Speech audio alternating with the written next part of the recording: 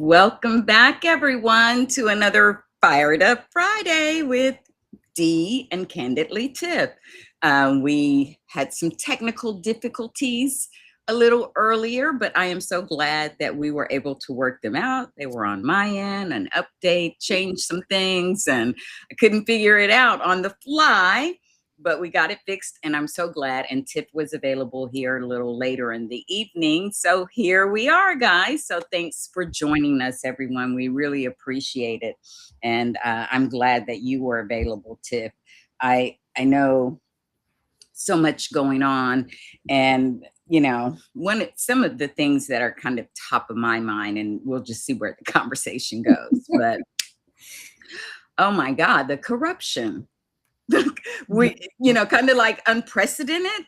We need another word for corruption. Yeah, I think we need another word for unprecedented, because this is like beyond anything that anyone would ever think.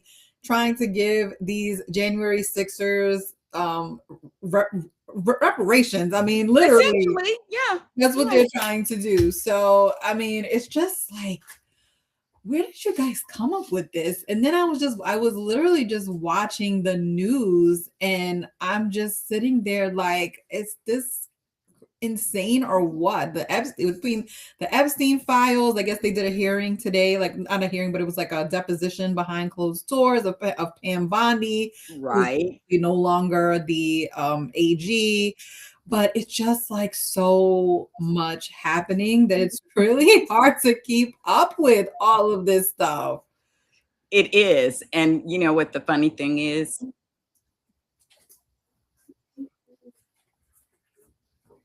You get it? Sorry, you get a little feedback. I wasn't sure. I got somebody manning the space over on Spoutable. I wasn't sure they were there, but continue. Yeah. Yeah, it's madness. Every day I don't know what is going to happen. So, and the thing is, a lot of these things have to go through courts, right? So we're going through the courts. Today he's very upset. He wrote a whole entire essay about the fact that he can't call or change the name of the Kennedy Center. That's what I was going to say. I was like, I am stupid. This is what you're caring about. I mean, we just like every day it's something. But I was laughing that he wrote that whole story, and Aaron Parnas is so funny. He's like, I'm not reading all of this. Like, this is because it's so long. It's like, and he's just ranting and just going off. Like, dude, these are courts. What are you gonna do? You can't just change names on stuff. You're wasting money like no tomorrow.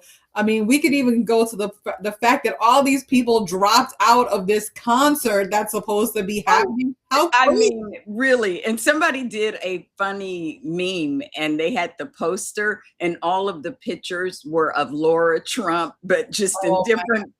I like the one that people were like crossing out, and then it was like tic-tac-toe.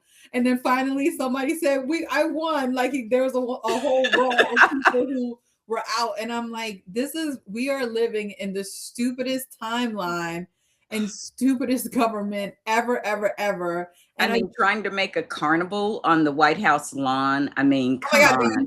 The UFC fight, the cap, like the reflection pool, that thing is going to be have so much algae, waste of 13 whatever $million.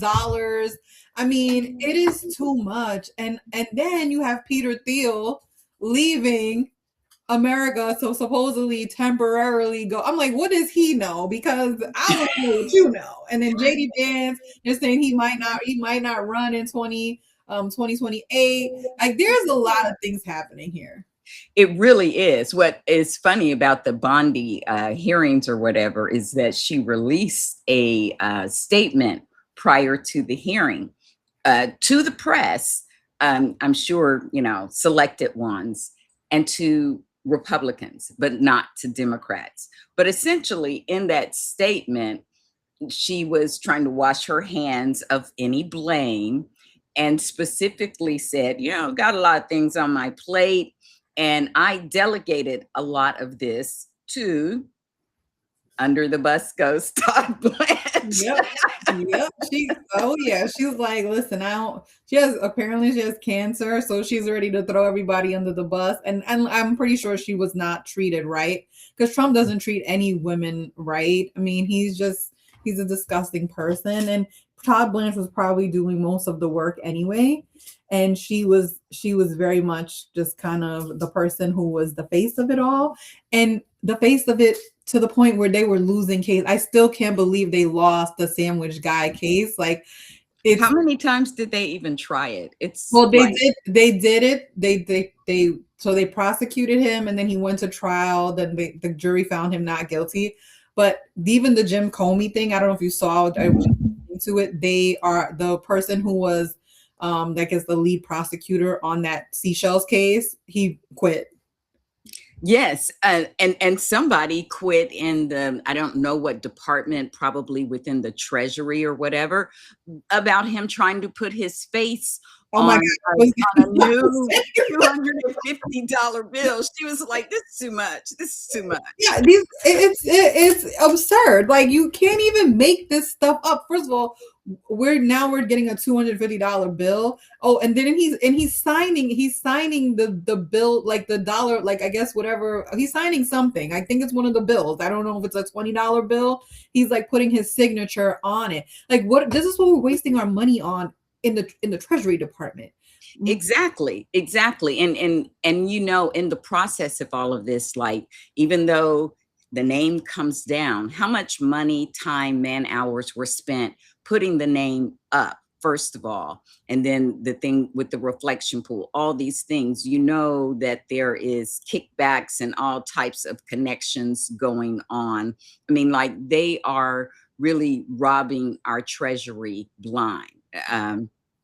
In all of these things that they do. And it will cost us to undo a lot of them because, I mean, some of them are cosmetic, but some of them are deeper wounds and things. I mean, those, we can laugh about those. It's sick, but it's just a sign of autocracy and him trying to etch his Name, yeah. name and his image and memory into this country because he knows that he is a failed president and history will record him as such. But he is trying to create some permanence for himself Well, before that and happens. it goes back to just his narcissism, right? I mean, Yeah. he's a narcissist, and when you're a narcissist, everything is about you. So Mhm. he has, I mean, even to the point of the gold, all the gold in the White House, like you have to put your name on everything. Like, are you trying to remember where you even are?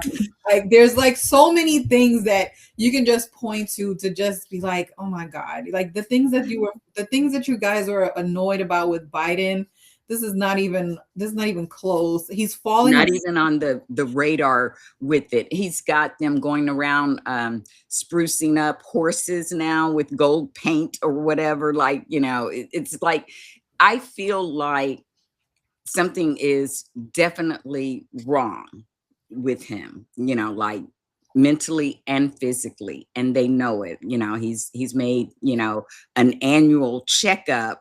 He's in perfect health, D. He's in perfect health. Who comes back and says, I am in perfect health? I am great. Like only a Yeah, I narcissist think would he do that. protests too much. Yeah, Okay. yeah, exactly. Because even if something was wrong, you would never tell us that something. I mean, we can look at you and physically see that something is wrong because you are swollen. You look like a swollen pig And his hands always with the with the the deep makeup on bruises it. and things.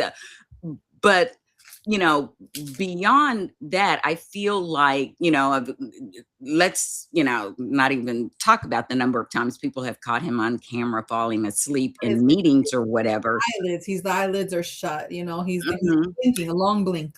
Yes, right. Sure, sure.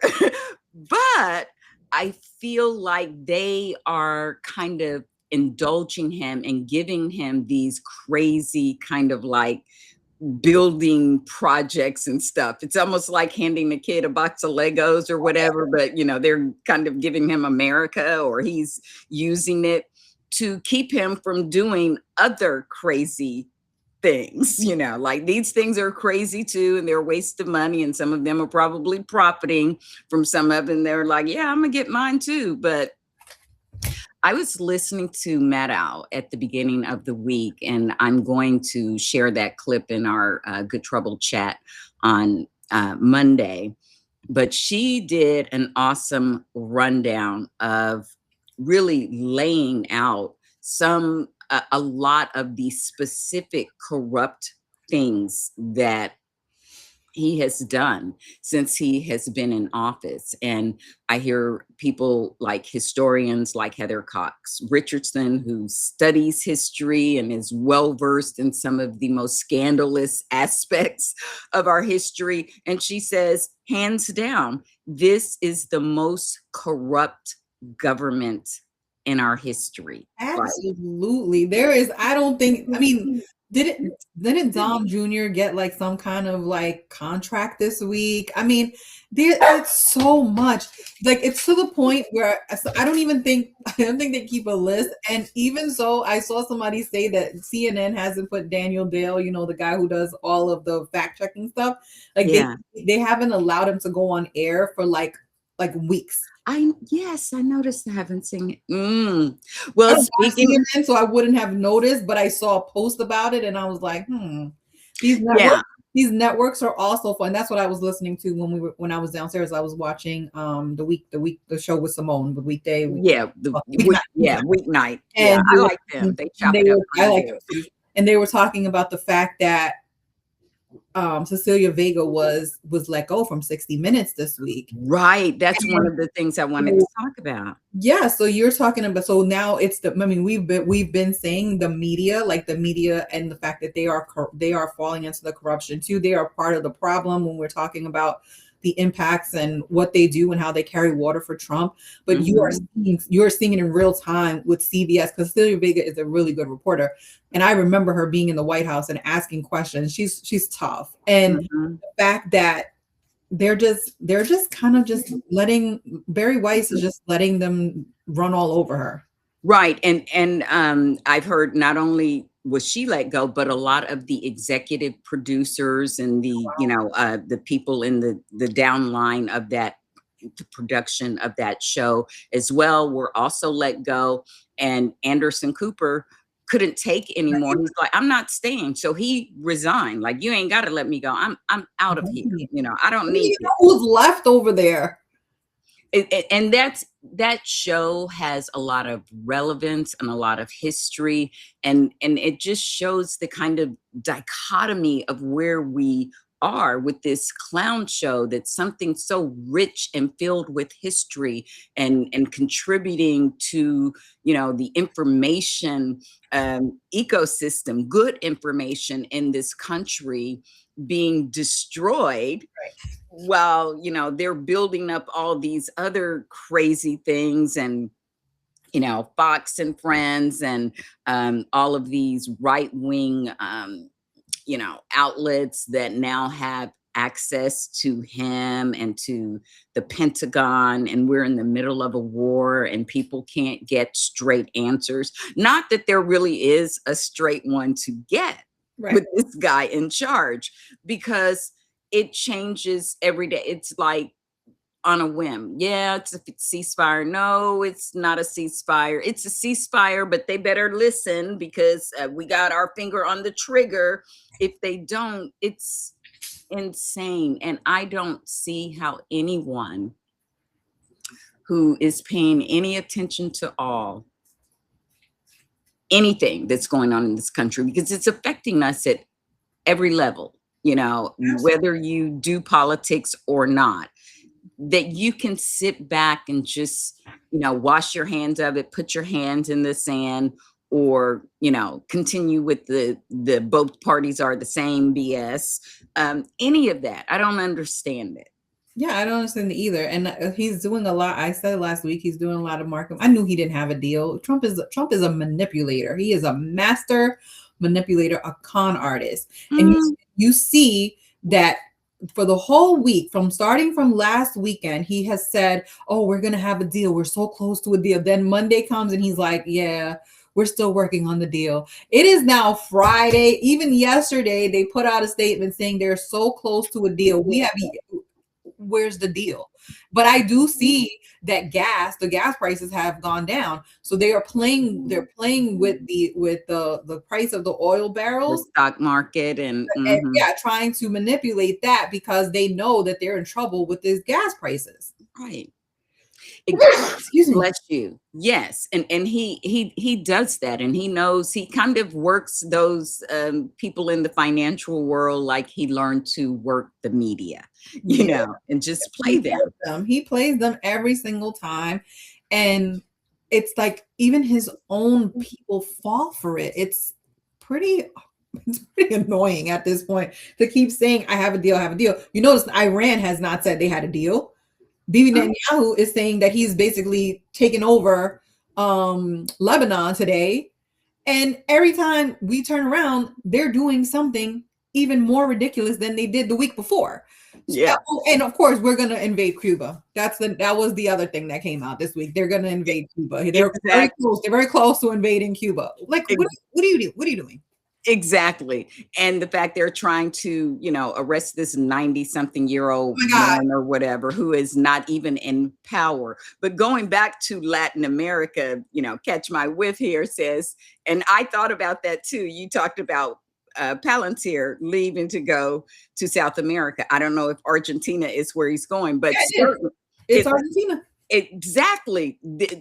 Catch My Whip is right on point. That is where the Nazis went. Like not long ago, you know how I do my on this day in history? Mhm. I can't remember the exact day now, but one day this month is the day that they found the SS officer who was in charge of the, extermination program for the Nazis, and he was caught in Argentina. That's where a lot of them went. Oh So yeah, yeah, they definitely did. Yeah, no. And so I'm just curious, what does he know and why is he fleeing? I really would love to know. We're gonna find out eventually because it could be something personal to him. It could be like he's probably a pedo too or something, or they have a case against him or something. Lord only knows. But the fact that JD Vance was like, I'm not running, and we always thought that Peter Thiel was kind of like the person who's like the puppet master to Mhm. of JD Vance. And if he's leaving, then there's a falling out somewhere in this government that we are not privy to. Exactly. I mean, and we can see some of the fracturing. I feel like there's a lot more beneath that we're not seeing, but even in their ecosystem, like their podcast, Mhm. factions and groups or whatever, they're fighting with each other. They're calling him out. But I do love that, that judge put a stop to him being able to continue working on that fund to the reparations for the January Sixers, because it's insane. It's crazy. It's like you're rewarding criminality and you're screaming about other people being here and being criminals. But Right. you want to pay the homegrown ones on your Well, side. because they were there for you. And I do Hmm. so obviously Harry Dunn is a friend of mine, and Hmm. him and a couple others are suing Donald Trump for this. And he's running in my district as well. And it's just like, man, it's out of control. Like, and I'm glad the judge is asking questions. Like, they want to give these people back their gun rights. Like, this is craziness. Like, these people ran up and harms other people, police officers, and you want to give them the right to bear arms again? And for what? Because what are you trying to do something? Is there something, are you bringing them back to be your own militia? Like, what are we doing? Enrico Tario said he's like, I would get like $1 million. Like, what the hell are we doing? So it's just frustrating to kind of just watch it all play out. Like, I think you and I, when every time we talk on these lives, we're like, we're all tired and we're trying to figure out what is even happening. But every day and every week, it's just more and more corruption in broad daylight, because it's not even and this, imagine, these are the things that we know. Which almost normalizes it. to people because people just like, well, that's what they do. And that really disturbs me. It like 2 weeks ago in the Good Trouble chat, I talked about the corruption and how disappointed I was that that was not getting enough press and attention, because I do know that it is one of the things that often brings dictators and autocrats down more so than other things that they do, because as they continue to harm their own economy and the people in their country, and people start feeling that and seeing them and their cronies continue to be enriched, people start getting angry. That is kind of what broke through with Putin and the opposition against him, that brought people out in the street fearless, because they were starting to see these palaces and things that he was building, and their economy crashing, and them struggling. I think about, remember the shoe lady, the Philippine Melba Marcos, and her husband having to flee. People, they may indulge you a little, but basically we're living in times where you're literally giving people the finger and telling them to eat cake, while you and your family, just amass all this wealth, and people can't get health care. Yeah, people are, and we're watching it happening. And the part that trips me out is that these white folks who voted for him, poor white people, it's like you gave them the keys to the kingdom. And now I see these interviews where and I don't even know like how widespread this is, but I see these interviews, and the people are upset. They're like, I can't believe Trump is doing this. What we warned you, people. This is my thing. We warned you. We told you this was going to be a corrupt administration. Whatever they didn't get away with the first time, they are trying to get away, and even more the second time. So why didn't you listen to what we were saying when we were saying it? I just don't understand. And then you have the people who are like, oh, well, if Kamala was in office, it would be the same. No, it would not be the same. We know it would not be the same. Like, y'all are just making excuses for what you think makes sense, but none of it makes sense, because guess what? No one in their right mind could be any more corrupt than Donald Trump. He is the most corrupt person to ever have and hold the presidency.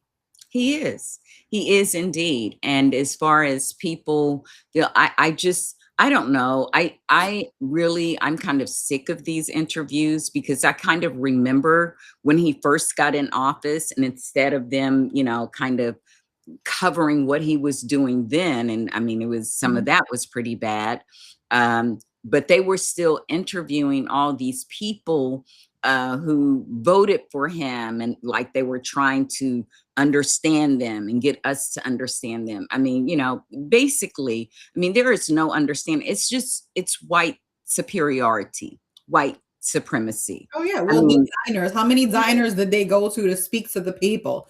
And and people, and I just think about like interviews that people were doing. So one of the things I always think about is like, and it was actually pretty good. So when Zohran Mamdani, like I guess after the election, he went on the street in New York, a blue city, and asked people why they didn't vote for Kamala. And the stuff that they were saying is, if you look back at that video, they're like, he said he was going to lower prices. Prices are not lower.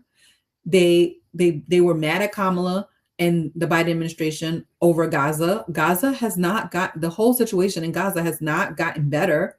So all the things that you were against Kamala for, none of those things have been rectified by putting this man back in office. And you can say, well, this is not the leftist fault. Okay, you don't want to take blame for it. Well, fine. If you don't vote, I'm going to blame you for not voting. If you voted for Trump, I'm going to blame you, because 75 or 76 million of us, we took the time to go vote for Kamala. But 81 of them, this is a game of math, right? They voted more for him than they did for Kamala. And Exactly. therefore, the numbers are how people win. And we have an opportunity in November to at least try to mitigate some of this mess that we are in. And I referenced back to an article that I had written on Substack from August about, and I forgot about this because I forgot, and because it was with this whole thing with the DNC this week and the girl who kind of told them off. And I said, you know, I love that. and I found it. I went back and looked because somebody had said something to me this morning. I said, no, I've been talking about this for a while about what the Democrats need to do to win. And I referenced back to that Substack, and everything that it kind of has been occurring is I wrote it all out. Like I totally forgot about it. But there are so many things that we still need to do in order to win in November. And one of those things is to stop playing nice with demons. These people are Okay. demons. Period. Like, yes, and stop talking about or imagining, like, convincing them of something. You cannot, the people that voted for Trump, they already had one season of him. They know this man. Now they've had a year of him. You're not convincing these people. If they're not coming out saying we had enough and raising their hand going, we surrender or what. I'm not trying to have conversations with them. I don't believe them. I don't believe them any more than I believe him, anything that comes out of his mouth. Exactly. Yeah, there's nothing to believe because there's nothing that's going to change. You either want to live in a world where this man is the most corrupt president and he is going to drain us. I do not like Bernie Sanders, but he is right. We are in an oligarchy. We are an oligarchy. I don't like to use that word, but when you look at where we are in terms of the rich and who is running this country, it is Trump and his cronies. These are the powerful people who are running this country, and it's all in a vacuum. Like all these people are there, and they're the ones that are doing all these billionaires. They're controlling. We got the data centers. We have all these different things that are being like thrown at us all at one time, even to the point where the Pope is like talking about AI now. Like it's crazy. I mean, like really, we've got to have the Pope recognize and say, but I'm glad that he did. And that was his first official, I'm not well versed in the Catholic thing, but you know and understand. But I'm glad it was that, because it is that big of a problem. And I don't think that anyone in the US is going to take any substantial actions to address it, because they're kind of already behind. But maybe when you have an organization as large as the Catholic faith and, the Pope, that platform that he has, maybe it will give them, buoy them a little bit when we get empowered to start addressing this, because it's out of control. And the people who are in control of this AI and all of these things, these are people who grew up on and became attached to these science fiction ideas and ideology, and kind of spent their life working to make them real. And while I am a little nerdy, I love that. I mean, what was it, Rosie, that the Jetsons, that was one of my favorite. I always think about the Jetsons too. Because that was kind of like that was like, I'm sure your kids are like around the same, like around my age. I'm sure you watched it. I don't even know when that cartoon first started coming out, but that is exactly what I think about. Like, it's very futuristic and all the things that they had, but all those things are possible, but at what cost, right? What is the cost? Because I know people have, my mom even asked me when she was here last week, she was like, so what's up with the data centers? And, why are people so up in arms about it? And I was like, well, one is the energy, two is the pollution, the water. They're using our water to be able to run these centers. And we are all eventually going to pay for these things because they drain resources. And that's the part that I don't think people get. And so I do think that people it's fair to push back, because there needs to be some responsibility where it doesn't fall on us. And listen, we all I think somebody made a good article that we are all using AI one way or another. So it's not to say we can't use AI or AI is a bad thing. it's about using it responsibly, and in using it responsibly, what are the impacts of having these data sensors that are driving this AI? Because I mean, listen, we all use it in, like you said, in some way. I Yeah. mean, the phone is I listening to us. Let's be clear. The phone is listening to us. I exactly, and I have no problem with it. And as you said, it's not that it is a bad thing. It's like money. It's neither good nor bad, but how it is used, and having accountability to go along with those things. But the people who are building these things and using them are people like the Musk, the Zuckerbergs, and the Tills, and they don't care about people. It's just about their push, to be the first, to get ahead at any cost, and they're going about it. I mean, look at Elon Musk is trying to send these things. He wants to, be the first to get the technology to control them, or the energy for them, up in space. And so he's sending up rockets like people, send up balloons, for, birth reveals or whatever, and they blow up, he laughs or whatever. Right. But it has a consequence, because, Yeah. over a year ago, scientists were talking about the light pollution that his debris from these blown up rocket ships were causing. And I saw somewhere recently, I got to go back and find that article, but just within the last couple of weeks, he sent one and it blew up. And No, last night, Jeff Bezos, I guess he has his whatever he had blew something, and that baby blew up, and it was crazy. Like you're not and even some of these creating good things things. are landing on Earth, like they're not making it to outer space, They sphere. can't even get off the damn rocket. Okay, the rocket can't even get up in the air at this point. I mean, how many times have we seen this with Elon? And I mean, they've had some success, but for the most part, the trials keep failing, and they're just spending so much money on this, and it's money that could be invested in real space programs like NASA. Right. And also, I think about, you're trying to get something up in outer space, and you're trying to get people there, but there are people living here, Right. okay, who need housing, who need healthcare, who need food. So I have a hard time believing that whatever, if you get there, when you get there, that you will do anything good, because you're already here. And what are you Yeah. doing to help Yeah. the No, I people that are here, to help make the place that you are residing in any better? It's like, did you see that clip?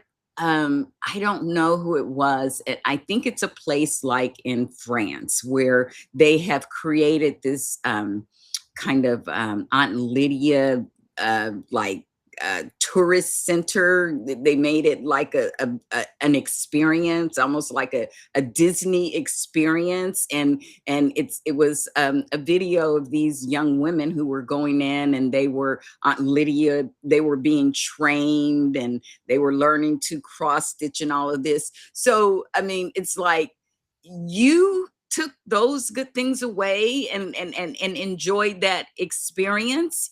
It's like they learn all the wrong lessons from books and things that were created to be cautionary tales, and they take them and turn them into instruction manuals, like. so yeah, and it's mind-boggling, right? It's just I just think about all the different ways that they could be utilizing money, and I even this week I got to the point where I was just frustrated because I see how many millions of dollars are being spent on elections as we going through these like primaries, like especially my own primary, where I'm just kind of watching like all these different like special interest groups that are spending millions of dollars. Like we have a county executive race. One of my friends is running, Will Jawando, and our senator had to jump in. He didn't even endorse anybody, but he was so frustrated with the fact that the real estate developers have bonded together and they created a super PAC, and that super PAC is attacking Will and saying, but it's not that but the thing is, they didn't even use like real estate. Like they didn't use real estate as the in the ad. Uh-huh. They attacked him about his education record and just straight up lied about it. So you are starting to see where these crypto people are so focused on APAC, but there are so many others, like we've talked about this before. There are so many other special interest groups that are now jumping into these races. And what Citizens United did to this country in terms of elections, we are never going to have fair elections. We talk so much about like fairness and and voting rights and things like that, but when you are seeing these special interest groups throw millions of dollars into races, it is disheartening because that money could actually go to help people. When I see Tom Steyer, who is spending hundreds of millions of dollars on an election and trying to use and using his wealth to win an election, imagine if he actually invested that money into people or into building a network to be able for us to have to spread the message, to spread messaging. Mhm.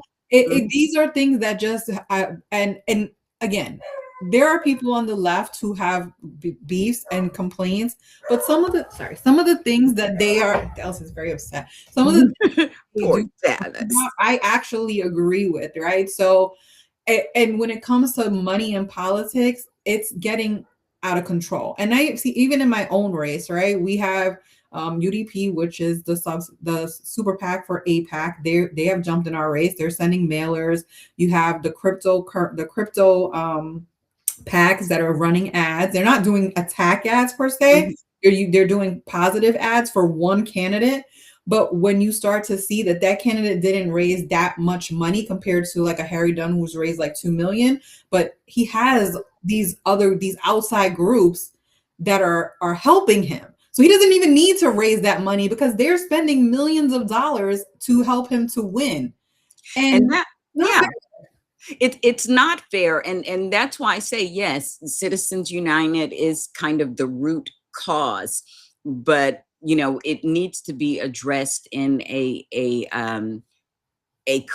comprehensive way, because it's campaign finance that's the issue. And I know just recently, I got to read a little bit more to find out about it, but Hawaii just passed their own bill that kind of takes away some of the harm that's possible through Citizens United, and maybe more blue states can take that on in the same way. I mentioned that when I was complaining about this earlier in the week, someone mentioned that to me in my comments, and I was like, you know what? I need to go look in to see what they did, because if blue states could do this if they wanted to. But even in my like county executive race, like one of the candidates, they have like public financing, so they like match, but one of the candidates is doing it, the other two are not. So the candidate the one that's taking it, is doing the public financing, he called me and we were talking about it, and I was like, because I really didn't understand how it works, so we had a good conversation about it. But it's just it makes me frustrated that we are in a place where there is no fairness in our elections, where money is now taking over elections. You gotta have it. I mean, you can't unilaterally disarm. And then people are like, but my problem is that people are saying like, grassroots. But guess what? We don't have money to fund campaigns. This is a really hard thing. Like we're in an economy where people are not doing well. And the people that are doing well, they are able to support these, candidates and give a certain amount of money or contribute to super PACs to then help these candidates.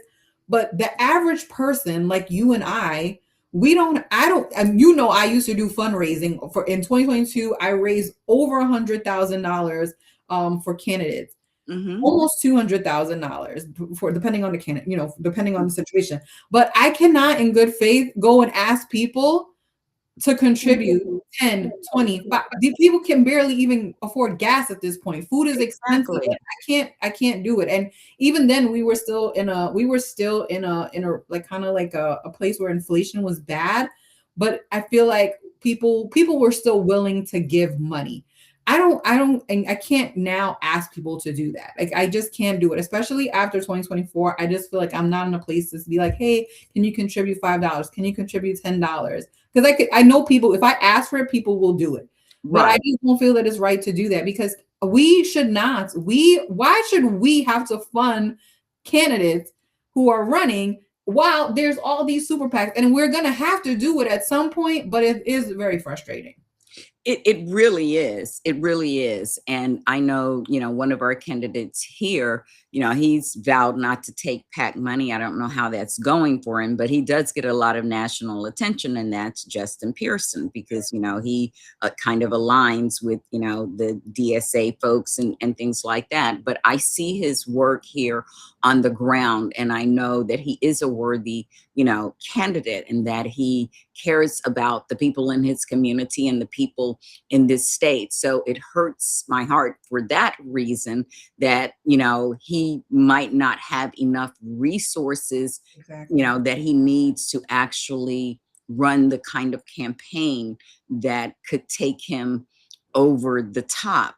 But I do have to say that because he has been so active and done some things even before he got in office. Justin Timberlake worked with him on an environmental justice project that he did. And so he has name recognition.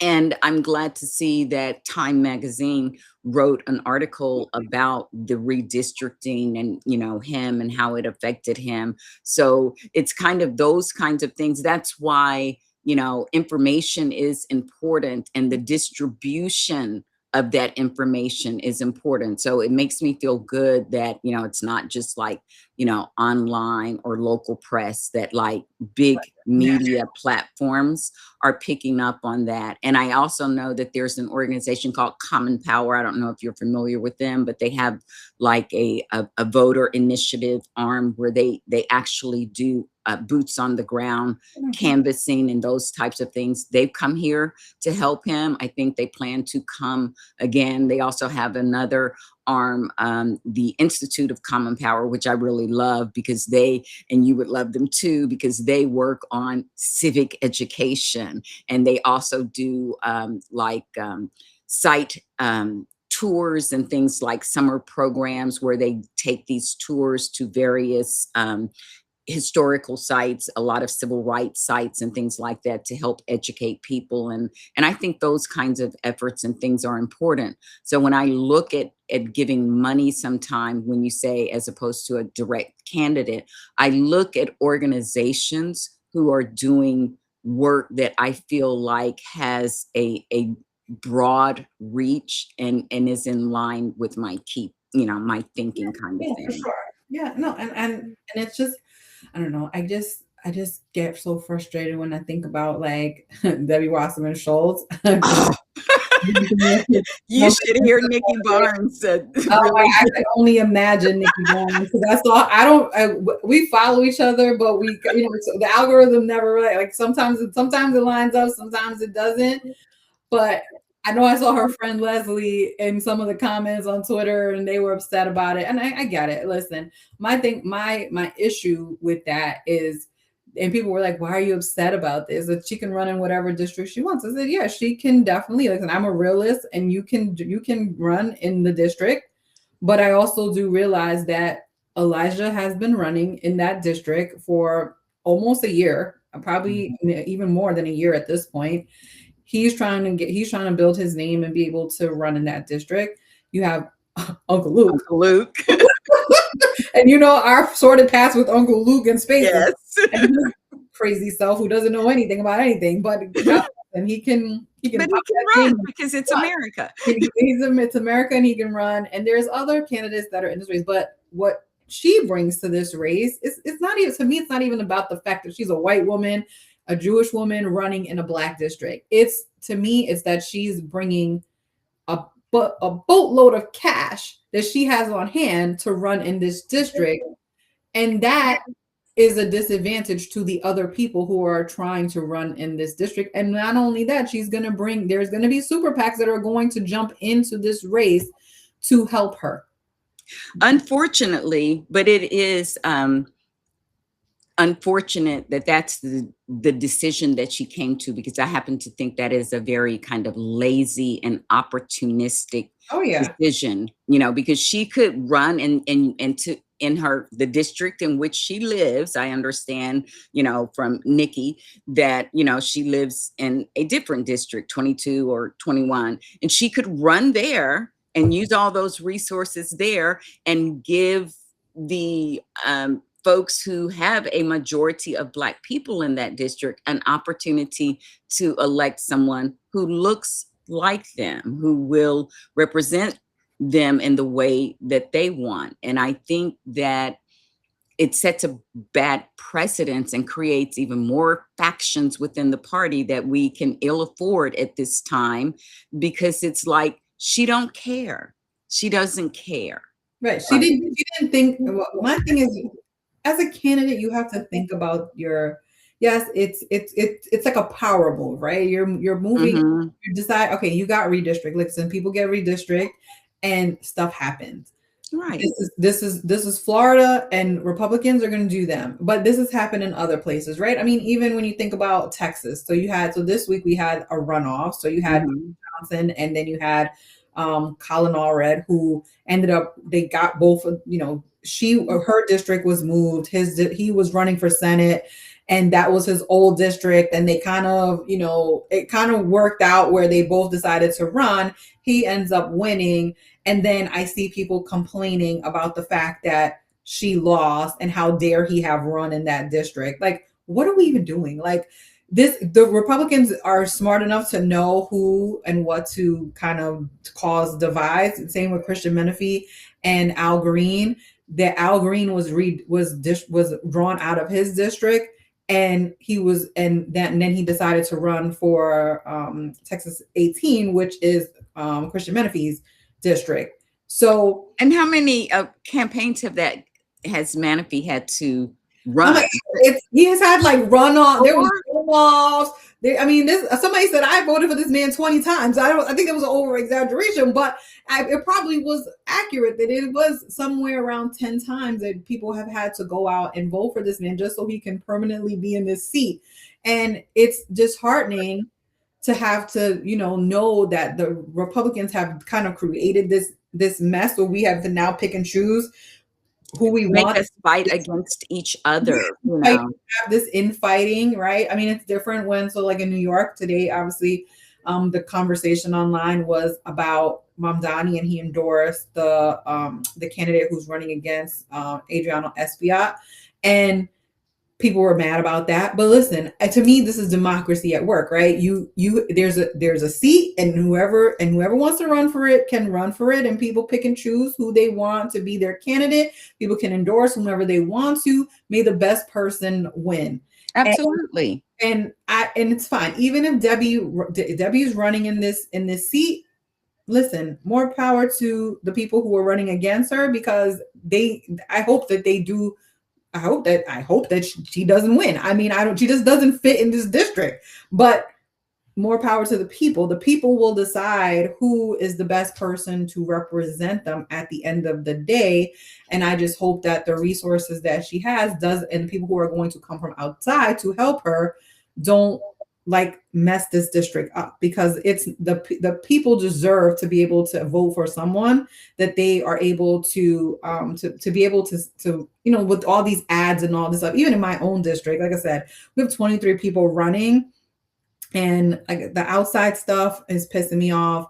I like some of the candidates. I don't like some of the other candidates. So I'm just kind of watching how this all plays out over the next couple of weeks. There's going to be some really interesting, we always talk about elections. There's going to be some really interesting elections over the next week. So we have DC, which is, they have their mayor election and their council election. The DC mayor's election has like a DSA person running. Then they have kind of like a more normie Dem running, and we'll see what people decide and how they want to go, because that race is like a dead heat. It's like neck and neck. Then you also have New York, which is the same day as my primary in Maryland. And there's a lot of seats, and there's DSA people running in those seats as well. But it is up to the people to decide who they want to represent. It is not up to Twitter or social media to say, oh, well, if you disagree with the candidate, then that's fine. But at the end of the day, the people will decide what they want, and we're gonna watch and see what happens. I don't even know what's gonna happen in my own district, because I have no. Usually, I have an idea. I'm like, oh yeah, so and so is gonna win, or I'm pushing for somebody.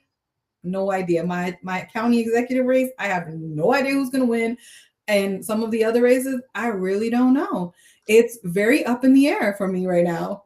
It really is a crazy time, and like you, getting ready for our primaries here. Of course, I can't, vote for Justin. He's not in my Uh-huh. district, but we do have a very decent Democrat running against him, and I'm grateful that is it the DSCC or the DCC. yes, they are actually contributing financially Nice. to help him. So that really makes me feel good. And I think he's a good, viable candidate. I don't know how much like boots on the ground, mobilization we can get done to counter the redistricting harm that they have done. But I think he has a good chance because he is a two-time mayor in a Okay. very conservative town that's just below, our city, and so that says that conservative people have voted for him. They like his leadership and his governance. So I'm rooting for that. And of course, Ogles is like, the guy in the White House. He's just nuts, and he's full of hateful, crazy rhetoric. And he also has scandal, all about him that has been kind of dismissed because of the regime that's in charge, and he supports them. But people on the ground, even opponents, within his same party, other Republicans are still not letting it die. So I hope that kind of, taints his race. He also has not raised a lot of money. He didn't in the last election either, but he was relying on the redistricting doing most of the work for him. But now I don't know, because they did some more carving up of this district, and eventually it gets to that thing that they call kind of dummy mandering, where you don't know, and then the people that are your party, your folks, you're not doing good things to help them, and you can talk all the rhetoric that you want, but at the end of the day, people still live in reality. They go to the gas pump, they Most. know what they pay. They go to the grocery store, they know what they pay. When they get sick, they know what they have to pay, or if they have health care and protections. So your rhetoric can't wash all of that away. So I'm fairly hopeful. I mean, I don't know. So I'm going to be kind of looking at that and seeing where I can get into to help with, some, maybe phone banking or things like that. Right. We also have a governor's race that I'm very excited about. And there is just no two ways about it. Hands down, Jerry Green, who is a woman. She actually happens to be from the Memphis area. And she, I think, was on the city council, and she is maybe the deputy mayor or some executive for the mayor there. I think she's a dynamic candidate, and she has actually been doing the work. She has been visiting the state for like a couple of years. She started running, and she has gone to every county in the state. Like, she is talking to people. She also is not, taking a lot of PAC money and those kinds of things. But when you put her up against Marsha Blackburn, it's a night and day choice. but Marcia has a lot of infrastructure, a lot of money. Right. She comes from the same town as our current governor, where Core Civic is housed, and they held a whole fundraiser for JD Vance when during the election. I'm sure they won't hold back on Marcia because that's her hometown. So I don't know, and like you said, hopefully while we're still functioning somewhat as a democracy, people do have a choice. I just hope that people pay attention and use the power that they have, because it's being snatched away day by day. I wrote a Substack article this week about people that we talk about all the time who don't do politics. I did read your article, and I was like, politics is doing you. And I was, you did a really good job of writing it. And I don't understand how people don't see this. Like, it's easy. The easy thing is to sit out and just say, I don't care about none of this, and both parties are the same, and the lesser of two evils, and all this other stuff, instead of just trying to move your party into the right direction. Listen, I know for myself that not everything the Democrats do I love. Like, I don't sit and wait for the DNC to give me instructions. Like, we're not their cheerleaders. Yeah, they don't give me instructions on how to do stuff or tell me what to do. Like, it's like people feel like there's like these people think that there's like some boogeyman that's out there that's like, you have to do this or you have to do that. No one's, and that you're being paid. Yeah, you're being paid still. Like, no one tells me what to do. I have many times disagreed with the things that the DNC does, but I also understand that there are good things that the DNC is doing at the present moment. One of those things is giving state parties $1 million every single month. So when people are like, well, the DNC is broke. Yeah, because they're actually giving the state parties money. Now, what the state parties do with the money, that's a whole different story. And if they have a sucky state party, well, that's a whole different story. But the DNC is at least trying to do that. Then from a messaging standpoint, it's like the DNC I don't need the DNC to message to me.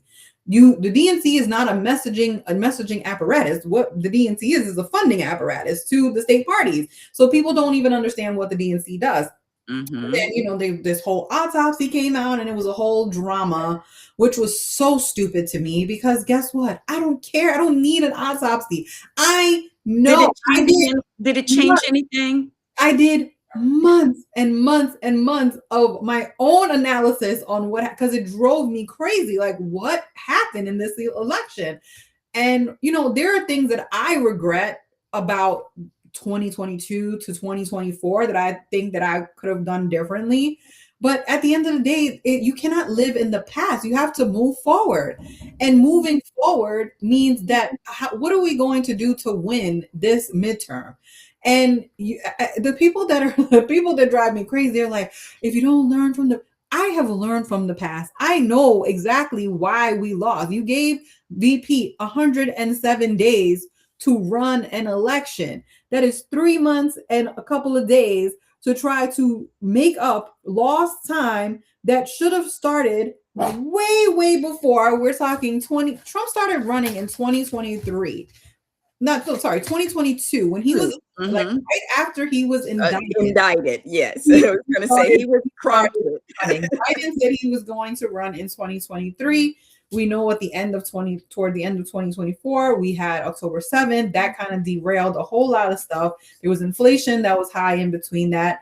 Maybe Biden shouldn't have run. It's too late to determine that. We're already in the past. But giving VP that little window to run, not fair at all. And you were expecting some kind of miracle to happen, but how is a miracle going to happen if people don't show up to vote? I mean, you got to look at it from a totality perspective. And there is nothing that anyone can tell me that will change my mind about 2024 and why we lost. It is a numbers game. And at the end of the day, we did not get enough of the number, whether you think Elon messed with the ballots or whatever. But when I look at the Senate races that we won, those people had over a year to run. Alyssa Slotkin had over a year to run. Ruben Gallego had over a year to run. They created their message and they knew what they were running on, and they took the time and canvassed and talked to people at forums, meet and greets. VP didn't really did had 90 plus 107 days, 3 months, and a couple of days to try to win an election. And that doesn't even include the fact that people started early voting way before the, in that around that 90-day mark, people were already starting. And there was a lot of things that happened in between that time that was crazy. And don't even get me started on the assassination that kind of plugged this whole thing. I mean, there's a lot of things that happened that no one wants to even talk about. Exactly. And I mean, it's interesting that, some of the most glaring things, were not mentioned, but I'm not one who needed Right. the I didn't need it autopsy either. No, anyway. But, for me, the thing that sticks out is that 90 million people I will never get over that. I will never get over it. couldn't be bothered. And these are the kind of people who don't do politics, or they're pouting, or they're abstaining for, whatever reason, they're protesting their vote or whatever. But, all of those people are major factors. And I feel like maybe enough of those people have felt the pain of their decision, because even when you don't vote, you vote.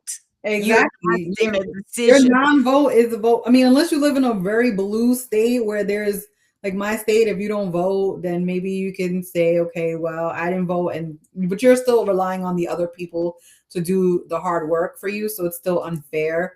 But there's a lot that people just don't want to admit. I mean, I listen to some of these leftists and they're like, oh, this had nothing to do with this. We didn't have anything to do with this. Maybe for you, how about you take some accountability and say, okay, by us not voting, we didn't help. We contributed to this.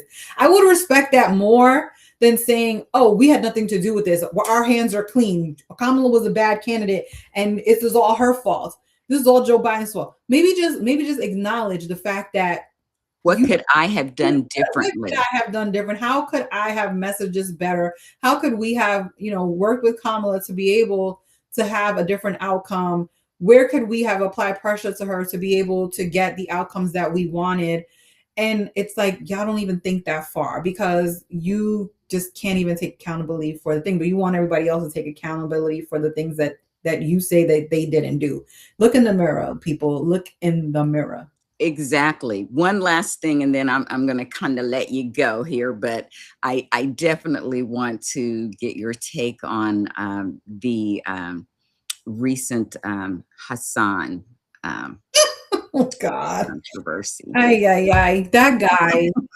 What is he is something else to me, because I purposely try not to even talk about him because I think that he's so irrelevant to anything that I have going on. He doesn't even really understand. I didn't even know who he was until just a few months ago. I knew, the reason I know of him was because of Mamdani. That's the reason I knew of him. Mm-hmm. I had no idea who he was before that. Never cared. Don't know. And I saw a poll yesterday that showed that most people have no idea who this guy is. But he has become Mr. Popularity amongst the leftists, and he's definitely Mr. Popularity within some of the media circles of people who want to talk to him. Like I saw he did an interview with Trevor Noah. He is now becoming a popular figure. And guess what? When you become a popular figure, then you are bringing more attention to yourself. And when you go on a trip to Cuba, a country that we have an embargo on, with a DOJ who is actually super, super vindictive, then you are setting yourself up. Now, he says he went there for humanitarian aid. And if he did, great. That's awesome for you.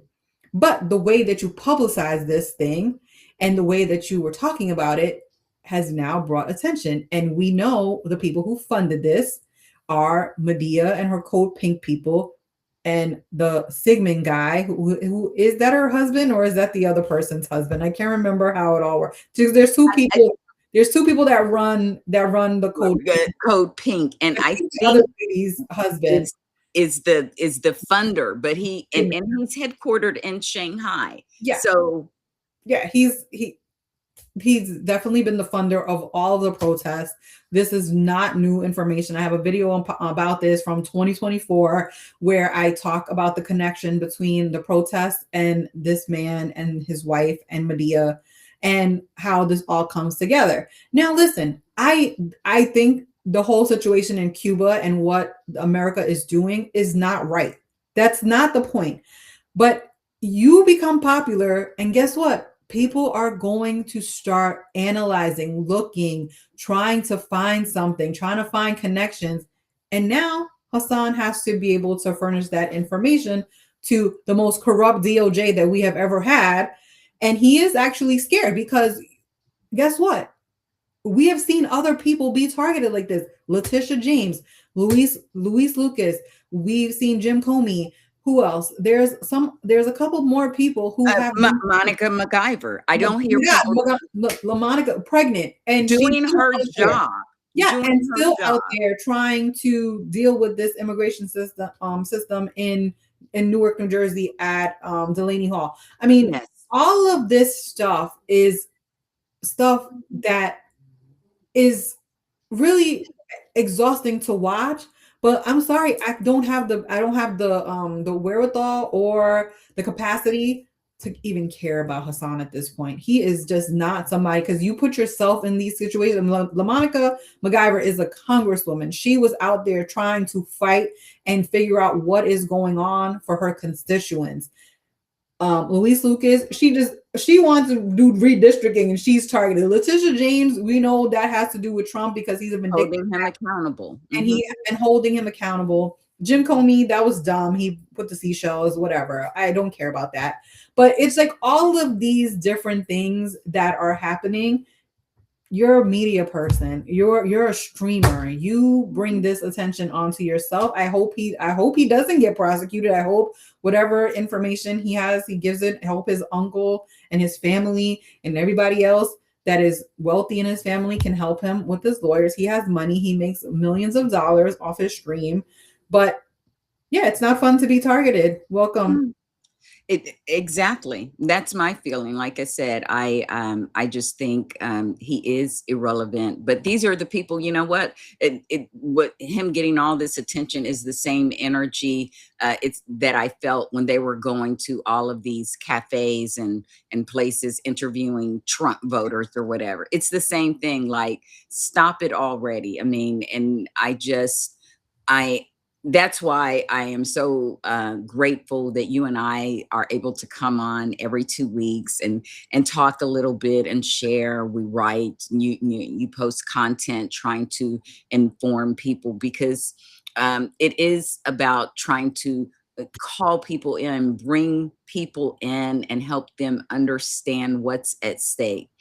People like him, basically, it's about his popularity, growing his audience and attention. I don't think that he cares about, the democratic process of elections or voting or any of those things, because anyone stupid enough to actually say harm reduction voting is stupid is someone who is stupid and privileged, never had to worry about harm coming to them because of their marginalization or vulnerability. He's gonna feel it now. He's feeling it now.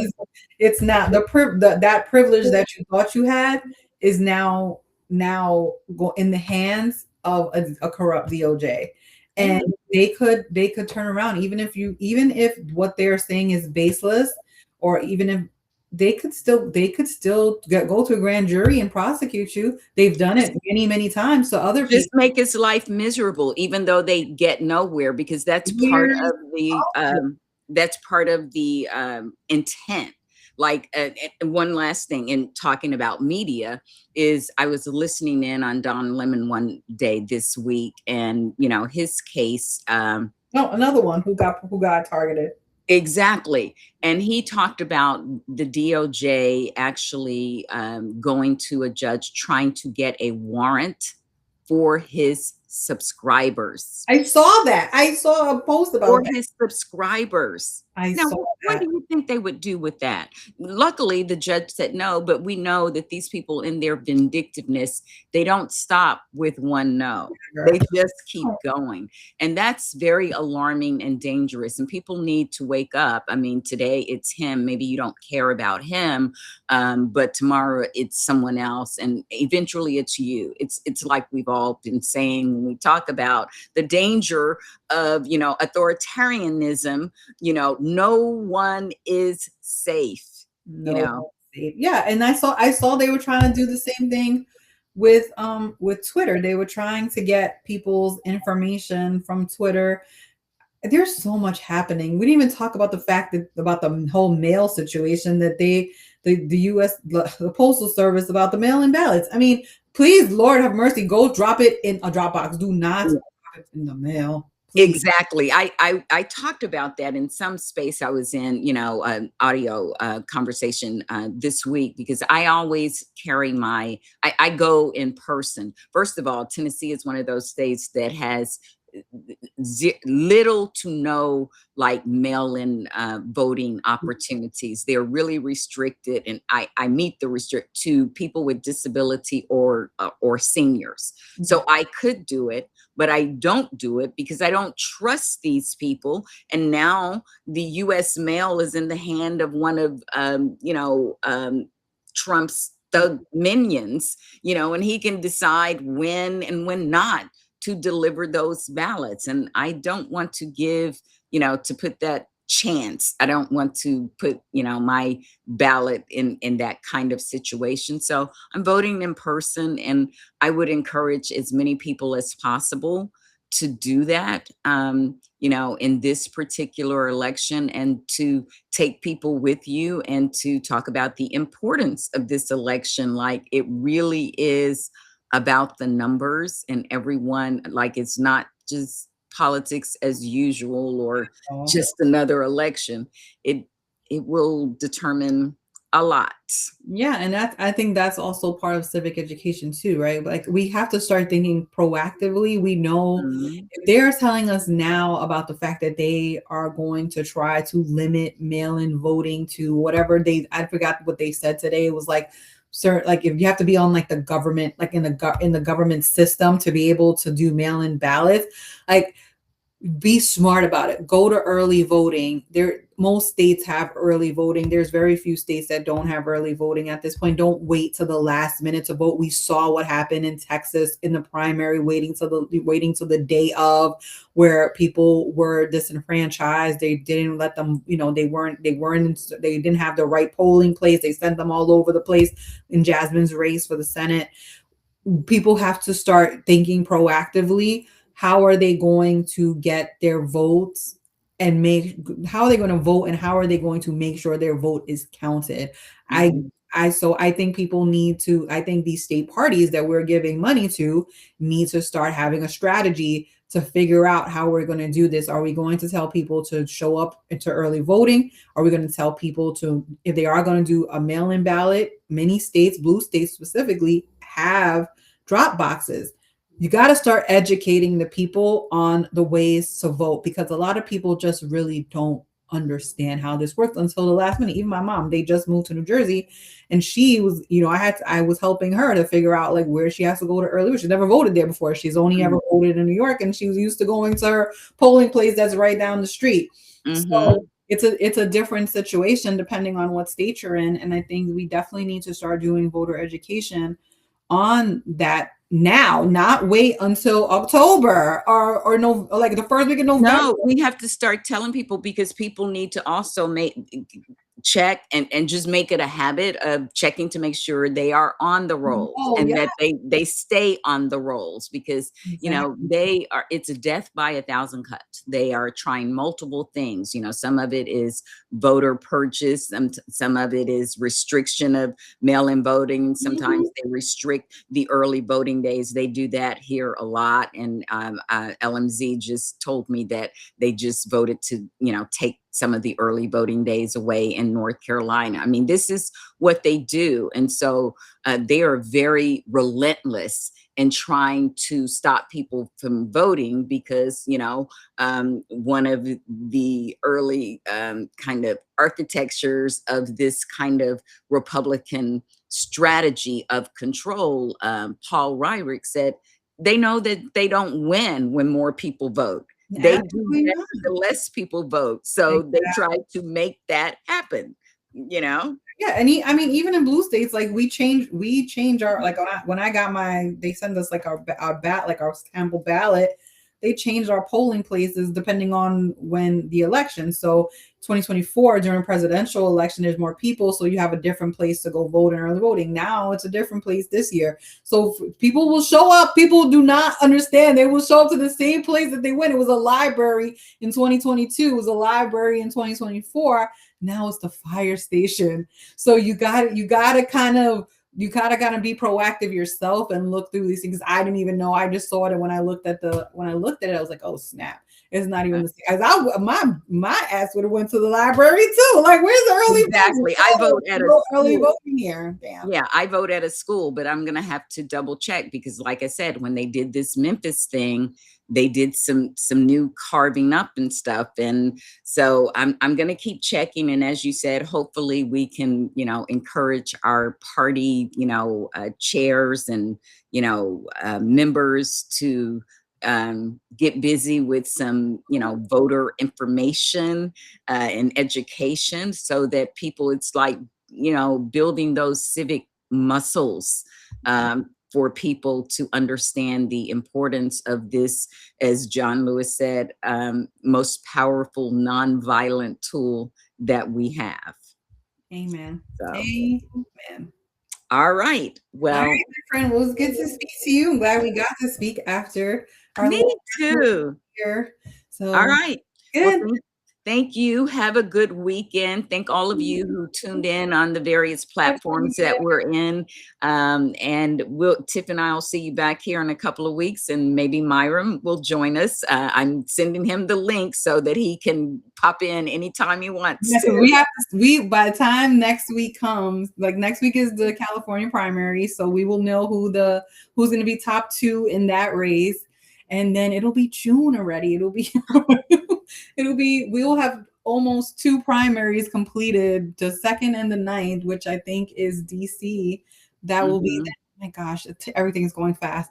Bye, guys. Yeah. Thank you guys All for right. joining Bye-bye. me. Thanks. Have Bye. a good one. Bye. Bye.